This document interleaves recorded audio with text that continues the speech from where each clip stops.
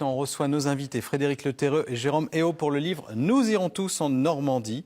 Voilà, bonjour Frédéric. Alors vous êtes journaliste et romancier, journaliste dans le Pays d'Auge, hein. Voilà, plein cœur de la Normandie. Voilà. Et Jérôme, vous êtes illustrateur, scénariste, dessinateur de bande dessinée. Et vous avez travaillé tous les deux donc, pour écrire ce livre qui raconte 48 histoires extraordinaires et insolites en Normandie. Alors le titre, c'est un petit clin d'œil au film Nous irons tous au paradis, c'est ça ? Nous irons tous au paradis. Nous irons tous au paradis, oui. Bon, là, c'est en Normandie, c'est un peu le paradis, la Normandie. Ah, évidemment.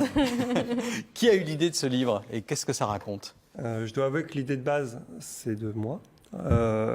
Mais pour étoffer tout ça, il fallait avoir des textes amusants, décalés. Et le spécialiste, pour le coup, c'était Frédéric. Donc, voilà, parce qu'on raconte des histoires, c'est pas des histoires, c'est pas des faits divers, c'est pas des histoires tristes. C'est des histoires un peu insolites, un peu exceptionnelles. Et on précise que c'est concentré dans une période bien précise. C'est en fait les années 60, grosso modo. Hein. Oui, alors ça va jusqu'en 90 parce que celle que vous êtes en train de présenter par hasard, hein, ça se passe à Deauville en 90, mais j'y étais d'ailleurs à ce gala de boxe-là. Et c'est la dernière histoire. Mais effectivement, c'est plutôt vintage, même si la première histoire, dans la date, commence j'ai plus trop la date, mais à la fin du 19e avec la baleine de Luc-sur-Mer. Voilà. Alors celle-là, elle est très vintage parce qu'alors là, on voit un gala de boxe. Hein. Alors c'est une histoire vraie. Ah, complètement. Là, vous avez si je vois bien, c'est la farce de Sacha Guitry en fleurs.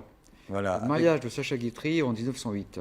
Voilà. Alors par exemple, racontez-nous, puisque vous parliez d'un gala de boxe, racontez-nous ce gala de boxe, cette petite histoire en 30 secondes. Alors je vais la faire court. On est le 17 février 90. C'est un championnat du monde, WBO, qui est organisé à Deauville.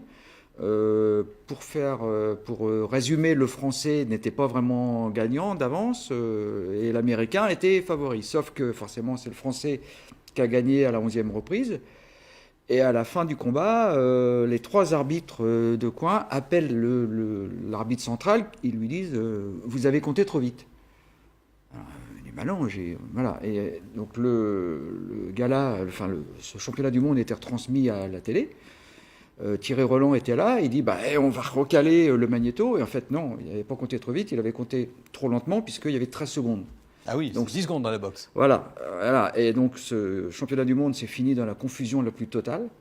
Donc moi j'ai eu la chance d'être là. Et vous étiez là. Oui, j'étais. Ils se sont tous tapés dessus. Non, c'est pas dans cette histoire. Oh non, ça s'est pas fini dans un pugilat, mais disons que la presse s'est bien déchaînée le lendemain. Alors il y a aussi des soucoupes volantes et il y a aussi beaucoup de voitures dans ce livre. Vous pouvez tourner les pages un peu, Frédéric.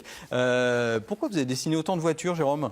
En fait, c'était une excuse, ce livre, parce que j'adore dessiner les voitures vintage et les pin-up. Donc, je me suis dit, tiens, on va fleurir la Normandie avec tous ces véhicules et puis avec toutes ces jolies demoiselles. Voilà, dans une ambiance bon enfant. Là, moi, j'ai un beau véhicule, mais c'est pas une pin-up. Hein, Non, c'était amusant. Le monsieur qui avait bu un tout petit peu trop et qui n'a pas repris la bonne voiture, il a pris une voiture bleue comme la sienne, le même modèle que la sienne, sauf que c'était la voiture de la police. Il y avait un gyrophare dessus. Voilà. Alors, cet univers que vous avez dessiné, Jérôme, c'est pas tellement habituel avec ce que vous faites, parce qu'en général, vous êtes sur les choses un peu jeunesse. C'est ça. Des personnages un peu plus rigolos. Enfin, là, on est plus dans du réalisme. Ouais, j'ai été pendant très longtemps Monsieur Gronet. Et puis, pour ce livre et quelques autres, j'ai envie de retrouver un peu l'ambiance de mon enfance, et notamment de la bibliothèque rose, de la bibliothèque verte, avec tout ce que ça a de rassurant. Et voilà, graphiquement, je me suis orienté vers des choses où on n'a pas trop l'habitude de me voir.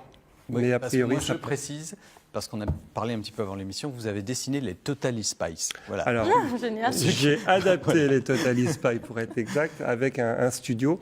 Mais oui, j'ai fait quelques albums de ces demoiselles. Voilà. Alors là, on est dans une ambiance qui plaît beaucoup, parce que vous avez commencé à faire des dédicaces, à vendre ce livre donc, chez un éditeur régional, on le précise. Tout à fait. Et ça marche très bien.